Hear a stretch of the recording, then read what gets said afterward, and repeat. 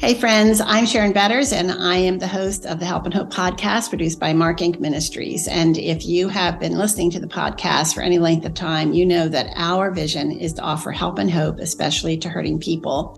And the reason that we are so passionate about offering this help and hope is because after the fatal car accident of our 16-year-old son, Mark, and his friend, Kelly, there were people who were willing to step back into their grief, who were further along in the sorrows of this world. And they were willing to step back and experience their sorrow again as they came alongside of us and reminded us that God is sovereign and we can trust him.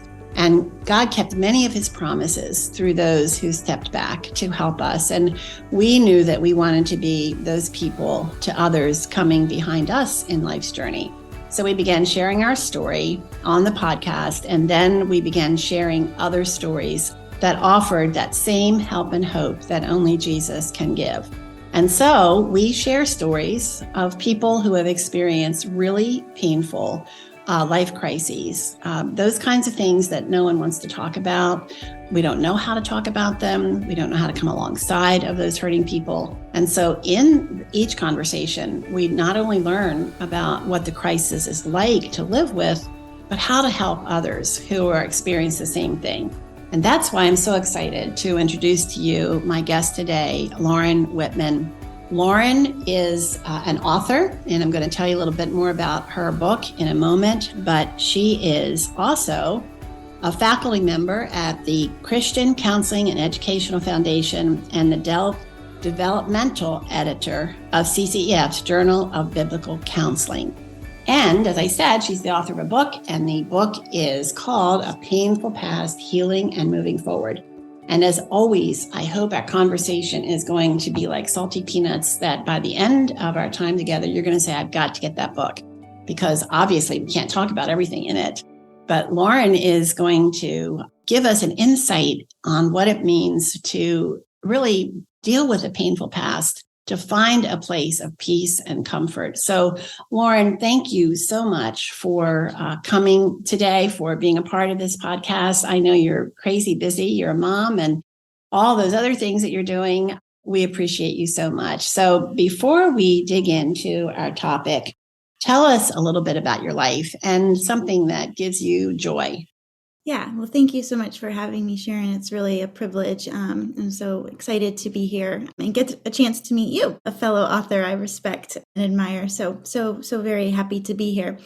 So I live in Pennsylvania with my husband, Chad, and our two kids. We are originally Floridians, but moved up here in 2008 and really enjoy living up here. I have some family history in Pennsylvania, so in a lot of ways it felt like coming home. All my grandparents were born here. My dad was born in Pennsylvania. My mom's from Jersey, so we're enjoying raising our kids up here. Yeah, I ended up in this area to go to seminary at Westminster Seminary, which is across the street from CCEF, and was just very so thankful for the opportunities I've had at CCF. And so we've ended up just sticking around and continuing to invest in ministry there. I mentioned my kids, and your question about what brings me joy is a sweet one. And my daughter, she's 9 right now. And over the past 6 months, I'd say her prayer life has really been developing. And so it's just brought me a lot of joy to hear her say like, oh, I prayed for that. And like, it's coming true. And it just seems like she's in this sweet season, or God is just like kind of answering her prayers to kind of like, procure her faith. And so it's just, it's really neat for me to see, her developing her own faith life and prayer life with the Lord. So that is the top thing that comes to mind that's bringing me joy right now. That is so precious. I love hearing that. I just, there's nothing like the faith of a child. So what a precious gift God is giving to you. Well, as we switch gears and talk about the faith of a child, tell me why you decided to write this book, A Painful Past. Yeah, the first reason I'd say is personal. I wasn't raised as a Christian, and that's part of why it's so fascinating to me to see faith starting to develop in a child, because I've never seen that before. So this is new to me, kind of just like, how does God, procure faith in a child? So that's been sweet to watch. So yeah, but I wasn't raised as a Christian, and I came to Christ kind of suddenly and dramatically at the age of 20. So my life had this very distinct before and after. And so coming into the faith like that, I'd say I really had to wrestle with understanding my past and who I now was as this new Christian. So the matters in the book are very personal to me and ones that I have worked through over the past 20 years of being a Christian.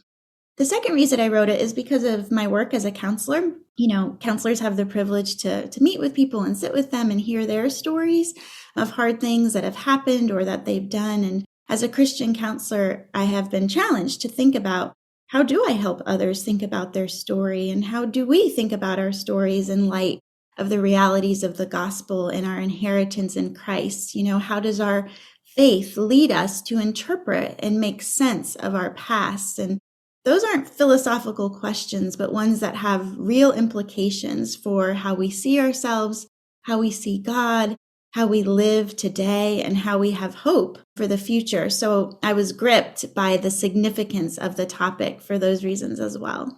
You know, Lauren, there are some people who would say you're just stirring up a lot of unnecessary pain. Just let sleeping dogs lie. You know, we've made it this far. Why talk about something that happened in the past? But obviously you don't agree with that. Why? Yeah, well, my concern is that, you know, that there is already pain from events that have happened, and pain doesn't just generally resolve on its own. So I'd seriously question how realistic is it to think that we can just let sleeping dogs lie? In theory, it sounds good, but I don't think it's realistic. So my heart is for people to revisit their pain, not just to drudge it up for no good reason, but to face it for the sake of healing. And true healing means an encounter with the living God. You know, we need to encounter God's heart and his interpretation of what has happened, as well as his remedies for how we can move forward well, even when there's pain in our past. You know, because of how God made us, we are people who are shaped by events in our lives, and sometimes how we have been shaped by painful events brings more pain into the present. So this is just another thing I don't want for any of us, and I believe addressing the past can help the present.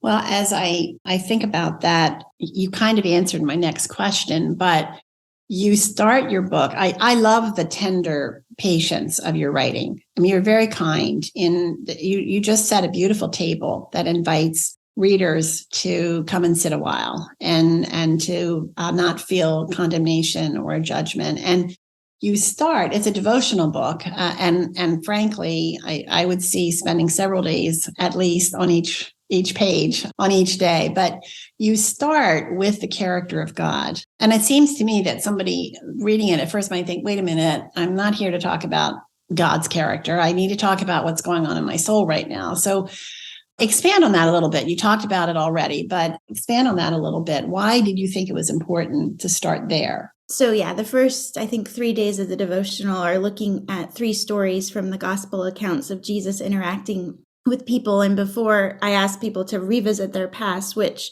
can be challenging to do, I just wanted to remind them of God's heart towards them and how Jesus's interactions with people reveal God's heart towards us. So recalling some stories of how Jesus interacts with broken people was an attempt to build the reader's trust that this God is for me, not against me. And in this book, the reader is going to hear God's word. They're going to wrestle with it. But similarly, before they got to that wrestling, I wanted them to hear and remember and marvel about Jesus's love for people. So it was kind of this instinctive choice on my part that before I ask people to do anything, I want the foundation of this book to be, you have a God who isn't afraid to come close to hurting people. And here are some examples why you can trust him and look to him in faith, because you're seeing in these stories just the gentle, accepting nature of Jesus. After the death of our son, Mark, I really wrestled with my faith. I mean, it just was a Bible study teacher, pastor's wife, all those things. You would think I would have been ready, but God did not give me the gift of a cocoon of peace, which I love that he gives to some people. Their grief is just as deep as mine. But he gave me what I call the gift of wrestling. And at one point, and it was pretty far into my journey, I was praying and I said, Lord, I just don't understand who you are. I don't know who you are anymore. And I felt as though he was nudging me to go to the book of John. and to camp out in the book of John. And the message I received was, if you want to know me, get to know my son, Jesus. And so it really coincides with what you're saying, Lauren, about how getting to know our Father, it really helps us to deal with those broken places. And definitely it is a good place to start. Another friend who had lost a baby, the day the baby was supposed to be born, she had a stillborn baby, and we started meeting together and we stayed on the character of God. We really built on that in her heart, so that the one that she had always trusted, she was learning to trust again. So I really love that that's how you started. One of the things you talk about is coming close to Jesus. And I loved you said we can't make Jesus unholy by coming close to him, but he makes us holy when we come close to him. What do you mean by that? As we're talking about the beginning of the book, I shared those stories from the gospel accounts of Jesus's interaction. And so I'll just take two of those as an example. First was the woman with the issue of blood. And this was an illness that made her unclean in her community. And when she touches Jesus, what happens? Does she make him unclean, or does he heal her? Well, he heals her, of course. And then with Zacchaeus, Jesus initiates coming to his house. And Zacchaeus is this man who is sinful and not regarded highly. Yet clearly Jesus seems unconcerned to be associated with him and does come eat with him in his home. And what happens there? Does Zacchaeus, who is a corrupted individual, does he corrupt Jesus? Of course not. Jesus forgives him and Zacchaeus repents. And so by saying Jesus makes us holy and we can't make him unholy, it's just a way to highlight this beautiful distinction between who we are and who Jesus is. We need him, and he knows who we really are, that we're sinful, broken, undeserving, unclean. But by taking us to himself, he overcomes all of that and imputes to us his righteousness. So my hope in saying something like you can't make Jesus unholy is for the kind of people who perhaps feel unworthy to come to Jesus, or too ashamed or too broken. It's saying, he's not afraid of you and you're not a threat to him. So let him overwhelm you with his goodness because he wants to, and he wants to change those things about you that are broken because he loves you. So we don't need to hold back. As you were talking about knowing God through Jesus, it's like God initiated with us. He sent his son into this world for sinners. So don't hold back from going to this God who wants you to receive the blessings and an inheritance that his son has won for us. Yes. And when he comes to us with forgiveness. And what a beautiful picture when the Bible tells us that as far as the east is from the west, God has cast our sins away from him. And who can understand that? It's something you could think about for the rest of your life, and I think, and never really understand what that means. But sometimes we're told that, like God, we need to forgive and forget. But what does that mean? Does the Bible tell us to do that? And how would that fit with what you are encouraging us to do? Well, certainly, God's people are called to forgive as we have been forgiven. So we forgive in humility because we know our own need for forgiveness. And if God did not withhold his forgiveness from me, who am I to withhold it from others? And that's the logic of the parable of the unmerciful servant, Matthew 18. And we hear it more explicitly in places like Ephesians 4:32. But I'd argue that the gospel does not have an expectation or command that we also forget. So just to clarify, I don't advocate that readers forgive and forget. It's a phrase I steer away from, but sometimes I think it is something that people with a painful past hear from others. And I think when people offer it to others, they're doing so in a way that they're trying to be helpful. But sadly, it's not often helpful, because what are you asking the person to do? It's not really clear. Does forgive and forget mean that we're expected to never remember what happened to us? Well, that's not possible. We don't have control over our memories like that. Does forgive and forget mean that we continue the relationship with the person and act like the wrong that they did against us didn't happen? Well, what if the person hasn't repented? Or what if their lack of repentance means you could be hurt again? And so you just see that the phrase kind of creates these spin-off questions that need to be considered with wisdom and nuance. And so a blanket statement like forgive and forget, when offered as advice, can be overly simplistic. I'm thinking of a friend who, she was deeply wounded by a family member over 40 years ago. She has somehow found a way to forgive, have a relationship with these people, even though that she hasn't really heard them say they are sorry, but there's still a relationship, but she doesn't have to see them that much. Mm-hmm. But she said that recently she did have to see them, and she said it was very painful for her. She said, I thought I had dealt with this, but it just takes me back to that moment. Mm-hmm.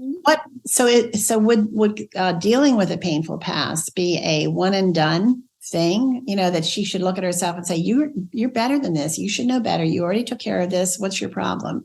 How would a quick conversation, how you don't have much time, but how would you counsel this particular person? Yeah, a painful past is not a one and done. Absolutely not. So I would not want for people to put that expectation on themselves, because then they feel maybe ashamed or bad that they're struggling again, or maybe they feel like disappointed, like, well, what about all the work I did? And I would say all the work you did was good, but pain is, the nature of it is mysterious. And sometimes what I've seen is that, as we change, as seasons change, sometimes a different kind of aspect of the pain emerges that, we couldn't have dealt with before because we were different in the, in the past when we were, maybe addressing some other aspect of what happened. And so, yeah, I would just want to really help that person understand, like, this is normal, like, it's hard, but it doesn't mean that, your healing, from that you've already done is for naught.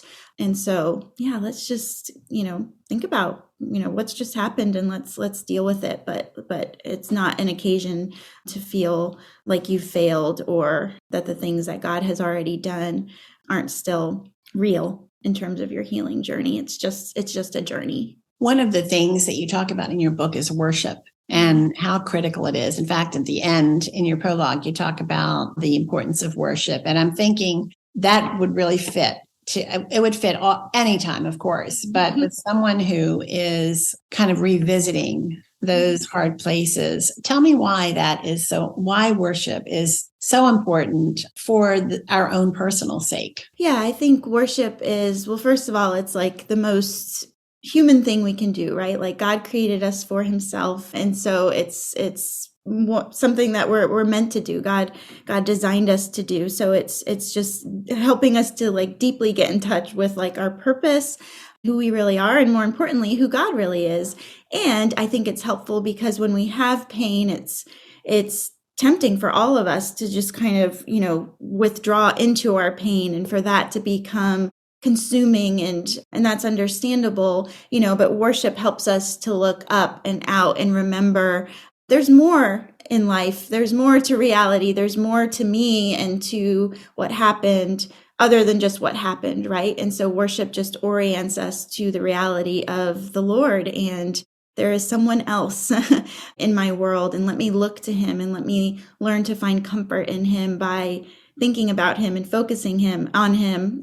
So it's just a real gift to, have someone else to think about, and he's amazing. And so let's think about him, and let's, experience some freedom from having to be just completely caught up in what has happened. Another truth, and obviously our theology is so important when we are, for all of life, whether it's in a mundane moment or a broken moment. For us, one of the greatest comforts was every day takes us closer to our eternal home, to where there will be no more sorrow, no more tears. And you talk about that as well in your book.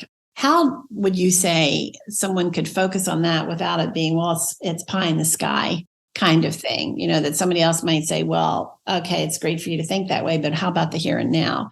How does thinking of heaven, how is that really a comfort that is for the here and now? Yeah, I think it absolutely is a comfort, and it's a piece of what needs to happen when you have a painful past, in terms of like a theology that you want to develop. But like you're saying, you don't want it to be like, oh, just, think about heaven, which is to deny that, like, well, but I have to live today, and today's really hard. And so I don't want us as, Christians to deny that, no, today is hard, but it is an aspect that I want to develop, along with developing an understanding. So thinking as a counselor now, an understanding of what this person has been through, what life is like now, taking that seriously, being willing to enter into that pain so the person has the fellowship of I have another person who's walking with me. And so, and in the midst of that, developing also that theology of the future and learning to take comfort in God's promises. And that's actually one of the things that the Spirit kind of taught me as I was writing the book, is just like, I've given you promises because I want you to have comfort, right? It's like, and so, okay, so he gave us these promises. So let's practice accessing them and receiving the comfort that he intends from them. And so that is just a deep, deep gift that the Lord's given us. But again, I would want it to be in conjunction with, being willing to, obviously still talk about the past and deal with the past and think about the present and the ways that we've been impacted. So it just has to be, a kind of a more full-orbed picture of healing. You kind of open the door to a really important question, and that is for those who are coming alongside a friend or a family member who has experienced deep sorrow, deep hurt, a painful past, is trying to deal with it. What would be some practical things that person could do? And you kind of mentioned it in your last remarks, but is there anything else you would say, like as a counselor, to say, I need you to have a friend who does these things for you? Yeah, I think one thing that comes to mind that, counselors end up becoming skilled at is kind of managing your own distress when you see people in distress, because it's like you hear people in pain and it's like, oh, I don't want that person to feel that way. And so we kind of jump in and we try to say things because it's like hard for us to hear that, and we want to fix it, but we end up, kind of saying things like forgive and forget because, we don't know what to say, but we know we feel uncomfortable. And so we try to say something. And so, so my thought would be like, try to give that person space to say those hard things. And that's going to make you feel uncomfortable. So expect to be uncomfortable, but don't just react out of your discomfort or your own desire to try to kind of take away their discomfort. Learn to sit with people and to give space for them to be in a really messy place. Say simpler things like, I'm so sorry. What's one thing I can pray for you right now? Instead of, kind of jumping to solutions, because this kind of pain, it's not going to respond to easy solutions, right? It's a journey, as we mentioned earlier. And so, just learning to be okay with this person isn't okay right now. And that's hard for me to see, but, using your phrase from earlier, this is going to be a baby steps journey. So help me keep pace with this person when they can only take baby steps and not get, so far ahead in terms of what I'm expecting from them right now. Many, many years ago, Jay Adams wrote the book Competent to Counsel, and it was revolutionary for us. We were very young, just entering the ministry. But I remember, I think he opened the book with saying that most counseling took place over the kitchen table. And so there was the encouragement and the challenge to be prepared, learn about how to come alongside someone who is hurting. And so that happens a lot. We know that. And we know that some of the counsel over the kitchen table is probably not really good. But let's say this person has really been faithful to their friend and has walked with them. Maybe they read the book together, your book, work through some of that. So you have brought the counseling through this devotional to that person who is hurting. When do you know it's time for you to seek out a counselor along with your friend, or for the friend to know it's time for us to get more help? It's time for more counseling. So I would consider more formal counseling if you are struggling with some challenging impacts today that are rooted in your past. So I mentioned this earlier, but our past shape us. We know that. And that's not always for the better, sadly. So if you're at that point and you're reckoning with your past where you see how you've been impacted or shaped for the worse and feel kind of stuck, then that would be a good time to see a counselor to just kind of unpack how you've been shaped, what stuck looks like, and start just connecting those dots. And from there, start to chart a new way forward together, again, taking baby steps. Another consideration, something that I've talked about today, is about the Lord is involved in our healing. And if you've heard that and maybe that hasn't resonated with your experience, like maybe you're not sure, like, well, how do I bring my faith to bear on these details? That would also be perhaps a good time to see a counselor, because I think a counselor could help you do that. I'll just give one more thought. I'm a counselor, so this is a question I like. So forgive me for being terribly biased, but the counseling space is just so lovely because there's this imbalance in the relationship. And sometimes we really need an imbalance. With friends, it's more balanced, right? Like if we get together to talk, you're going to ask me a question, I'm going to respond, I'm going to ask you a question, and that's good and right. But if you come to counseling and I'm your counselor, then I'm going to focus on you. I'm going to draw you out. I'm going to let you talk. I'm going to jump into your world, and you don't have to think about me and my world at all. I'm not going to let you. And sometimes when we're healing, we really need a dedicated time and space to talk and wrestle and pray and have someone pray for you and talk some more. So would you benefit from a space in a relationship where you don't have to be mutual? That's another consideration I would make. I love the way you put that. I've never heard it put quite that way before. I know that it's true, but that it's a beautiful way of putting it. One of the ministries that we have started is called Anchored Hope, and it's biblical counseling, and it's an online ministry. It's an online service. So if you're thinking maybe I do need to take another step forward, I would strongly encourage you to check out Anchored Hope Biblical Counseling, and you can find more information at markinc.org. And also you could check out the counseling that's offered, that Lauren offers through CCEF, and we will have all that information in the show notes. So we believe in biblical counseling. And that's one thing I would really urge you to make sure that you're getting counseling that is rooted in Scripture. There is a difference in biblical counseling. And we've heard from so many people who say it just transforms their lives when they have a biblical counselor. So highly recommend. And I love, Lauren, the way that you put that. We talk about a painful past, but when we meet up with someone it's almost as though there is a level in a person's life, and underneath that level, there is all this pain and despair and discouragement. And they feel as though they can't escape their past. No matter what they do, they can't escape their past. How would you encourage that person? And I apologize to you because I know I'm asking you questions that really require their own show. There's so much here. But again, listeners, viewers, I would recommend that you check out Lauren's book and dig in a little bit deeper. Salty Peanuts, remember that, Salty Peanuts. But speak to that person who feels as though this is all great, but I've tried, I can't escape it. I get it so far, and then it just all comes crashing down on me again. Yeah, I can relate to that feeling. I think most people who have a painful past feel that way at points in the journey. And I would counsel this person by first not denying, the impact of their past. It's like, you were impacted. Of course you were.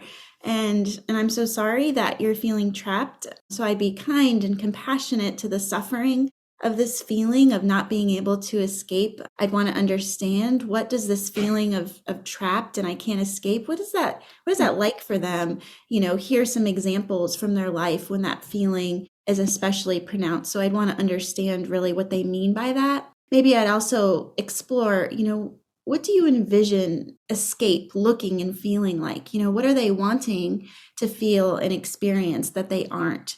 Explore together, what would it look like to be free from the past? And from there, are there any of those baby steps that we could identify together to press into that vision of what freedom would look and feel like for them in life lived today?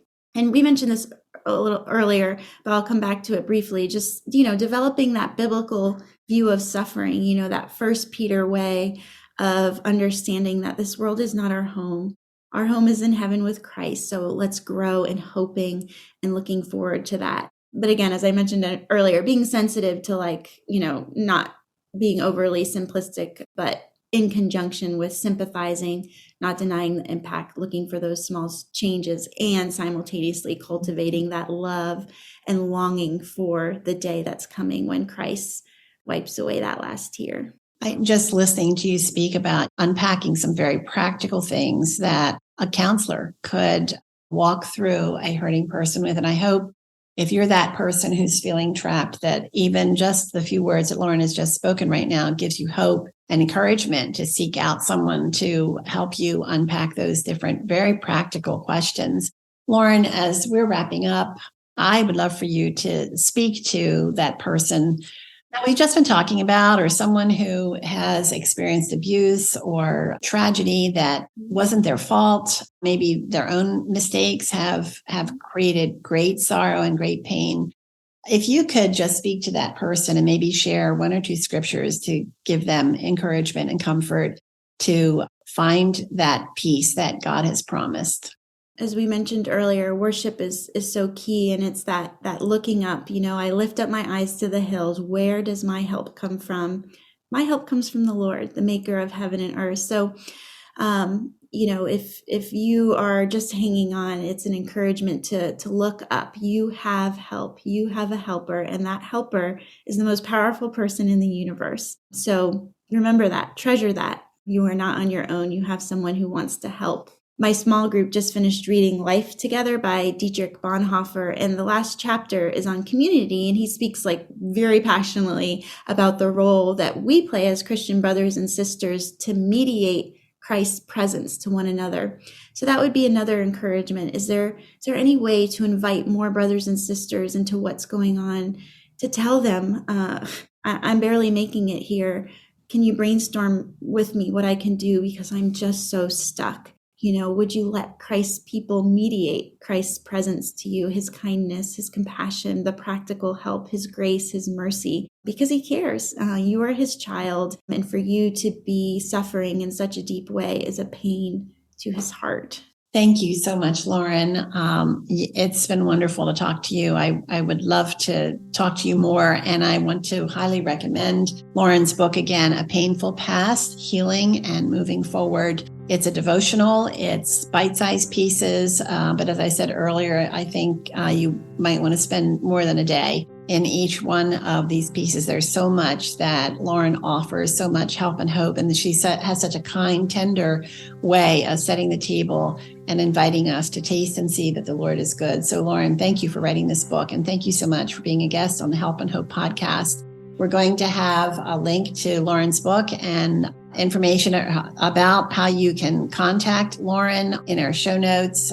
Follow up with information about counseling. We'll have a link to Anchored Hope Biblical Counseling. And we hope that you will share this podcast with others. Surely there's someone that you know who is struggling with a painful past that would be so encouraged by the words that Lauren has shared with us today. And you can go to helpandhopenow.org. That's helpandhopenow.org, where you're going to find the podcast and many other free resources that offer the help and hope of Jesus. Again, I'm Sharon Betters, and you have been listening to the Help and Hope podcast. Thank you so much for joining us, and I look forward to being with you again. Thank you for listening to this Help and Hope podcast produced by Mark Inc. Ministries. Be sure to like, comment, and subscribe. Visit markinc.org, markinc.org, to find additional free resources on a variety of topics. Online counseling services are also available through Anchored Hope Biblical Counseling by visiting helpandhopenow.org. That's helpandhopenow.org. Download the Help and Hope app on your mobile device. Hope is just one click away.